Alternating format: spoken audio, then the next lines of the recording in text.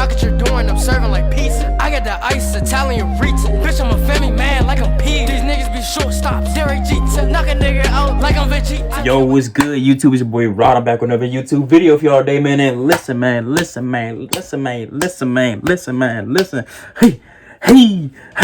listen. I got another YouTube video for y'all today, man.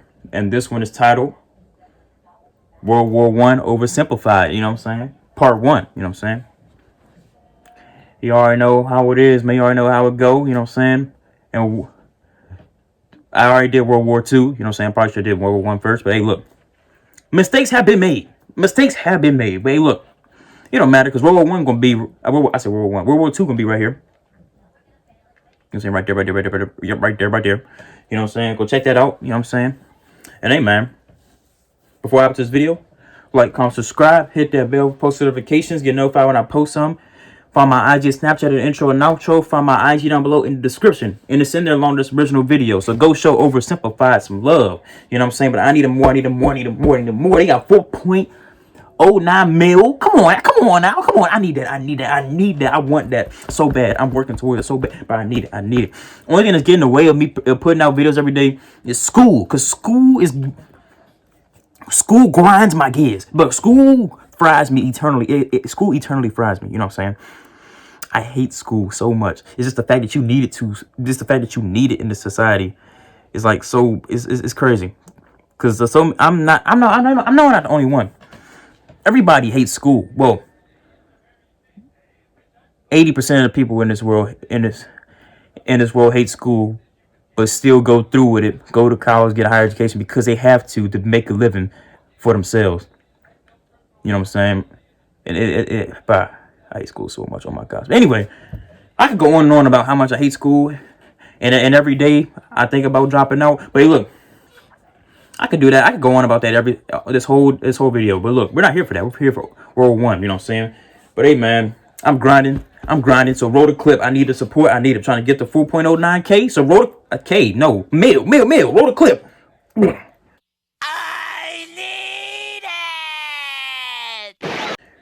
But hey, man, with all that being said, let's hop into this video. Shall we? Put it in the basket. Let's get it. Hold up. What's going on? The world of 1914, a time of modern technology, culture, and fashion. Truly the height of civilization. Let's have a war. Everyone knew a big war was coming. France wanted some stuff back that Germany had taken from it. Germany wanted to take more of everyone's stuff, and they were building a big sexy navy that was making the British uncomfortable. These two empires thought they were really cool, but lots of different people who lived there didn't think it was so cool. And some of them had even been declaring independence with help from Russia. Everyone was talking about each other behind each other's backs, throwing the fact that military technology had come a long way since the last major war, and suddenly everyone was pretty eager to beat each other up. In this area of Austria-Hungary lived some Serbs and Bosnians who hated living in Austria-Hungary. So the Austro-Hungarian Archduke Franz Ferdinand goes there for a nice drive in an open-top car, with his car's route published in advance. And that went just about as well as you'd expect. Yeah, stupid. Some assassins were waiting for him along the way and threw bombs at his car, but they missed and blew up some officers behind him instead. So the Archduke goes into hiding, leaves Sarajevo, and the whole war never That's the way it should have been. No, the Archduke doesn't leave, but instead goes back out in the open-top car to visit the injured officers in hospital. The driver takes a wrong turn and by sheer coincidence gets stuck beside one of the veiled assassins, who shoots him. Austria-Hungary is understandably pissed about all this, and they think the Serbian government had something to do with it, which they might have. So they go to their ally Germany and say, hey Germany, we're going to declare war on Serbia, and Germany is all for that. So Austria-Hungary send a big list of impossible demands to Serbia, and when Serbia refuses, they declare war. Austria-Hungary and Germany are friends, and Serbia is protected by Russia, who's friends with France, so they all declare war on each other. Montenegro joins in too. France and Britain also have a kind of alliance, so when France says, hey Britain, you got my back? Britain is like, maybe. And then they decide to stay out of it, which is great for Germany, because Germany has a plan. They know that Russia is so big and clumsy that it will take them a while to get ready for war. So with this guy in charge, Germany will send all its troops into France at lightning speed while Russia's getting ready, Defeat France, then move all the troops to Russia and defeat Russia, and then we all speak German and eat Pfeffer Potast every day. Just one problem. France has loads of forts and defenses along its German border, and Germany can't waste any time fighting them. So Germany decides to go around them through Belgium. Belgium is neutral, but Germany wants to march 750,000 troops through it to get around France's defenses. They're hoping Belgium will just kind of sit down and shut up, but they don't. They fight back, and they're pretty good too, so they slow the Germans down. What's worse is that Britain shows up, and they're pretty pissed that Germany's invading neutral countries. So now Britain declares war on Germany. So Germany push on through Belgium and commit some atrocities along the way. They also wear spikes and sometimes skulls on the uniform. So if you're trying to not look like the bad guys, good job. The Allies have a propaganda extravaganza, and this starts having an influence around the world, notably in America. The US President Woodrow Wilson sees himself as a bit of a Jesus figure, and spends most of the war trying to get everyone to just hug it out. But there's also a large population of ethnic Germans living in the United States, and when the war first broke out, they were like, yay, Germany.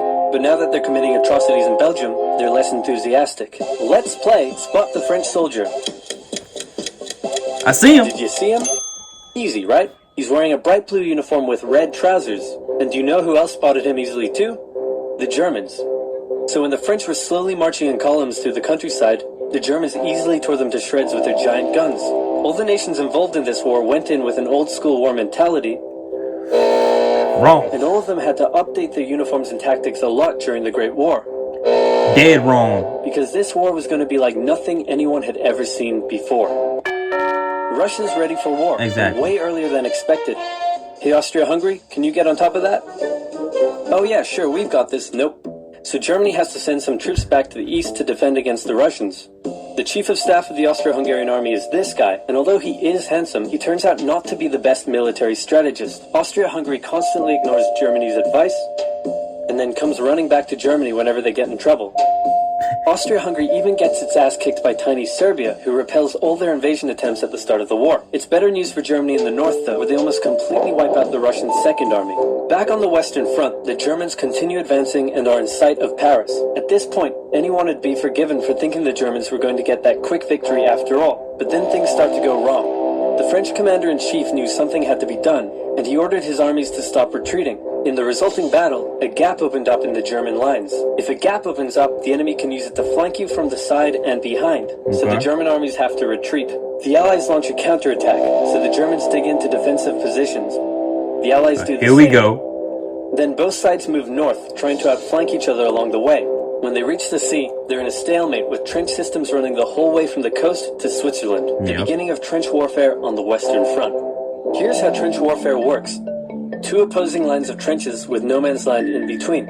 One side would pummel the other with hundreds of thousands of artillery shells, sometimes for days at a time. This had a huge psychological effect on the soldiers, leaving many shell-shocked. Then, the attacking troops would leave their trenches and rush across no man's land. A muddy wet mass of shell craters and barbed wire.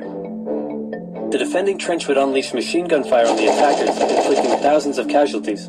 The attackers would send wave after wave until either they gave up or the opposing trench was finally overrun. There would be months of fighting and the deaths of thousands in order to gain a few meters or kilometers of land. Imagine being in the first wave. Living in the trenches was hard work too. Lord. Corpses, mud that could swallow you whole, pools of poisonous water, rats, disease, the smell. It's insane that millions of soldiers put up with these conditions, and commanders ordered them to do so for years. Man. That's the end of that video, man. World War I wasn't called the Great War for no reason, you know what I'm saying? All those new technologies, tanks, planes, grenades, basically the basic machines we use for war now, militaries have now, they just came to the picture during World War I, you know what I'm saying? Man, that's crazy. And I mean, I don't think that the Germans would have won the war anyway. Because, like, their plan was to beat France and take France before Russia even got ready. You know how long that would take?